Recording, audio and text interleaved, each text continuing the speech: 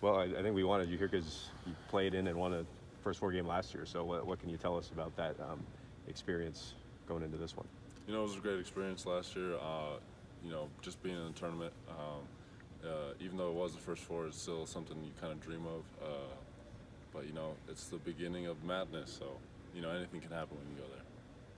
How are you feeling after the Big Sky tournament? I know you had some kind of arm troubles. You obviously have a big scrape on your neck. How are you feeling physically going into this next week? I'm a little beat up, but I'll be fine for the game. This is something that you kind of dream of playing, so everything will kind of disappear once the game time comes around. What is the team focused on in the last several days in terms of resting, recuperating versus also staying ready? Any kind of practices or shoot arounds, anything along like that? Yeah, obviously we took our travel day off, and then we had Friday off as well.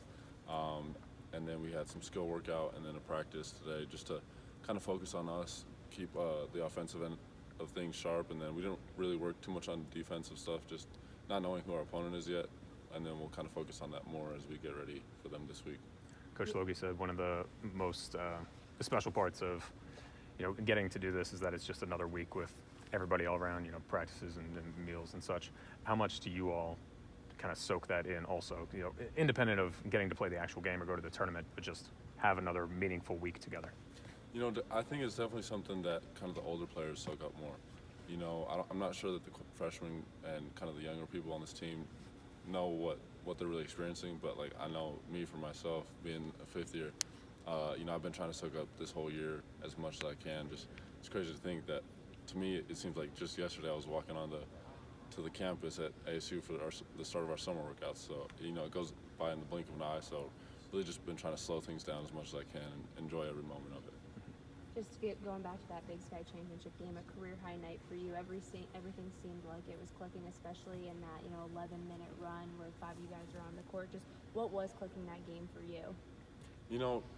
Just kind of getting the ball moving. When I'm in there, Coach Logie likes to use me as a hub for the offense, kind of get things going, move the ball from side to side, get into different actions and stuff. And so, I really just focus on moving the ball, trying to create for others, and then by doing that tends to open up me as well. So, just not really focusing too much on myself, but just the success of the team. Yeah, what has this final run meant for you and Coach Logie and this team as you're going to end your career collegiately in the NCAA tournament? It's been super special. Senior night through the Big Sky tournament. It's just crazy that it still doesn't feel real, Big Sky champ and everything. So it still hasn't quite hit me. I'm starting to kind of realize, but I also don't want to kind of enjoy it too much, as I still want to stay kind of level-headed as we go into this next week. Twitter's become a really big fan of you. Have you noticed, I guess after the games, what's your reaction to that? Just, especially with the notoriety the Big Sky has on Twitter. They took a huge liking to you this run. So, take me through, open up your app and just, seeing how much you're loved on Twitter. It's been kind of funny, just the different stories, different tweets that have been out there. I've seen some stuff about people saying that they were just going to start making up random stories about me. I saw one, I think, saying that I was fighting a Komodo dragon and I won one time.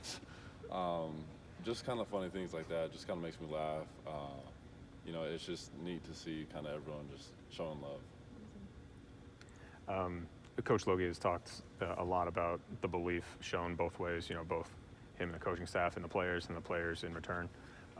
Speaking of, as a player perspective, what does that belief look like collectively in what the coaching staff brings and what their process is?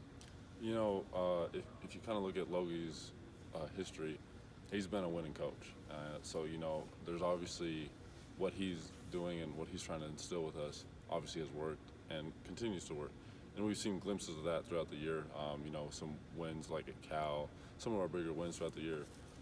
There was definitely ups and downs, but just kind of referring back to their experience. So you got Coach Scholl, who's, in the Final Four in the championship last year with San Diego State. Coach Payne, he's had plenty of coaching experience. And so just the experience from everyone, just kind of trusting them and their process and everything has really been proven to be a good thing for us. What stands out most from that trip last year to Dayton, and then just both of those two games, especially the kind of close loss you had in the first round? Dayton was just a super fun time for us. I mean, we won that game, I think, around by like the 30-point it was somewhere. Yeah. There was a big game. For like or a big 98, difference. didn't you? Or Yeah. something? Yeah. And so that was a super fun experience just to win a game like that and it being in the tournament. And then even the TCU game, it was a fun experience. Kind of just experiencing the magic of the tournament. Definitely had the heartbreak at the end with the buzzer beater floater that they hit on us, but you know, it's still something I look back on, and you know, just having that March Madness experience is something that I'll hold on to forever. And knowing you'll have a bigger role this time, does that make you? I'm sure that makes you extra excited to go into this one. Yeah, it's definitely more exciting. But like I said, I just try and kind of keep myself level so that I don't get too high, don't get too low, just so that, you know, nothing changes and I don't jeopardize anything.